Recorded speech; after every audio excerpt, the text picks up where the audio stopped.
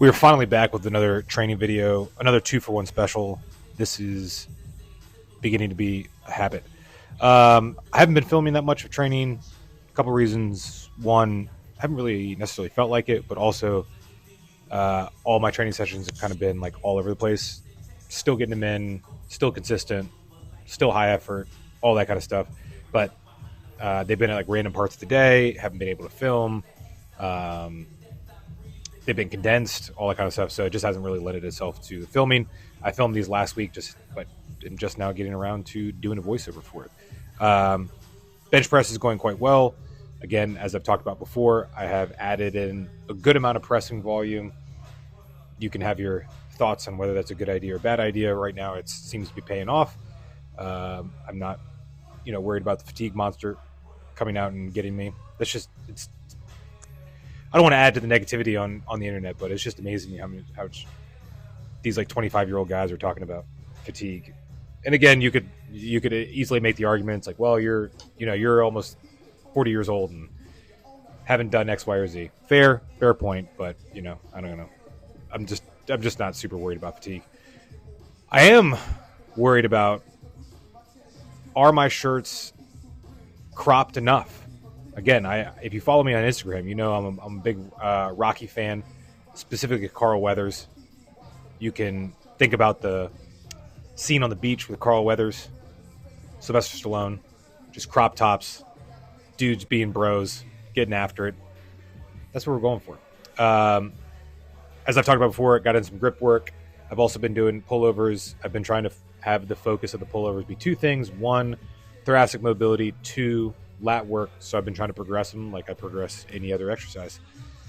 Lat pullovers. This is a nasty combination between these, between the lat pullovers and straight arm lat pull downs or lat prayers, whatever you want to call them. Just been a really, really good kind of superset, if you will, agonist superset, if you will. But I really liked it. It's blown up my lats. It's been fun to do. Again, we got two lifts in one going on here. So this was my upper session. This is my Wednesday session. Normally I do it at another gym, but didn't do it at that gym because I had a personal training client that canceled. So I ended up doing it at the high school that I work at. Got some hammer curls. Bicep work is still like touch and go with my torn bicep. Like I don't feel it, but at the same time, I kind of feel it. So I'm just trying to be really careful, maybe too careful, but throwing some power cleans at the end just because it's been a while. Waiting for the summertime. I'll have more time off because I obviously teach and coach, so I'll have more time. I'm gonna get in more Olympic work between my cleans and try and start snatching in the summer as well. I've exchanged out a lot of my running with quote unquote high intensity interval training work. So here I am with the Prowler. This was now into my last lower body session of last week. So this was on the 20th. Again, more dumbbell pressing. I dumbbell press every day, either incline or flat. Usually an incline on upper body days and flat on lower body days. I've been staying around like 75, 80 pounds ish. Not too worried about, I got to progress each week. Just trying to get good stretch, good pause in the bottom, and then, progress it over time, just like I do any other exercise. And then I exchanged out which I've talked about in a different video, no longer doing leg extensions. Instead, I'm doing these barbell Bulgarian split squats. Do something a little bit more, I don't know, for lack of a better word, athletic. Trying to get increased mobility as well. I do a very poor job of, I don't want to say poor job, but there really is only so much time in the day between running my business, doing work part-time for another business, coaching, parenting, husbandry, all that kind of stuff. There's only so much time in the day. So as much as I say I want to work on flexibility in the evening, I just don't. So I'm trying to prioritize exercises that use a full range of motion and get a good stretch as well. So you can notice on that back leg, I'm getting a good stretch. I probably shouldn't rush these as much as I was, but I don't know. I was feeling it.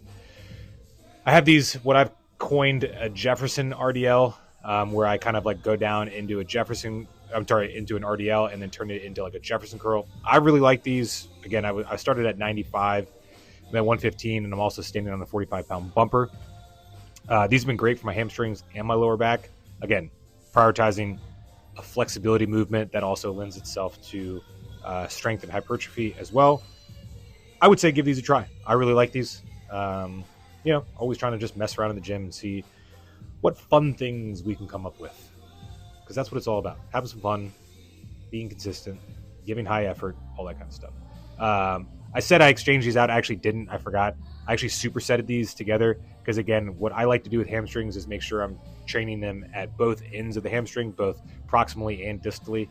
So I didn't exchange these out. I apologize. I don't have my logbook with me, but I am doing kind of like a rest pause with the hamstring curls. Here we got some front squats. These front squats felt absolutely awful on this day. So I just ended up dropping the weight way down and did a bunch of reps. I ended up doing like 4 or 5 sets of 7, but a single was not in the cards. However, what happened after this was fantastic.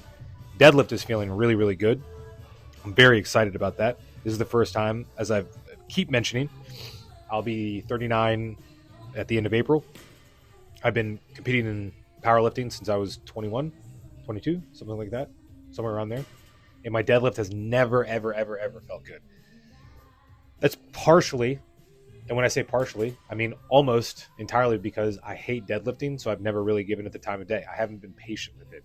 As I get older, I'm trying to be more patient, trying to learn from my mistakes, enjoy the process a little bit more, enjoy getting better at things that I suck at. So I know it probably doesn't look great, but these are the best my deadlifts have ever felt. So come on the journey with me. Like, subscribe, comment. Hopefully you guys are digging these videos. Trying to give you a diverse amount of videos as far as training and information. So like, subscribe, comment. I'll see you guys later. Real quick, I did add this clip in. This is from another day, but this was a blue slingshot bench press. This blue slingshot is old, and it's an extra large. I'm 160 pounds, as I've said ad nauseum, so I should probably be wearing like a medium. But anyway, I say that because to give context to this 300 pounds on this slingshot bench press, I was super happy about this. And again, I'm not like giving excuses like, oh, I didn't get much out of it. I definitely obviously get a good amount of weight out of the slingshot, but I think having context of what size it is, that it's an old slingshot, just again, it gives better context to the lift. So I'm super happy about this. I haven't done 300 pounds with a slingshot in a really long time. I think the last time I did touch it, it was with a red slingshot. So here is my clip of my blue slingshot 300 pounds.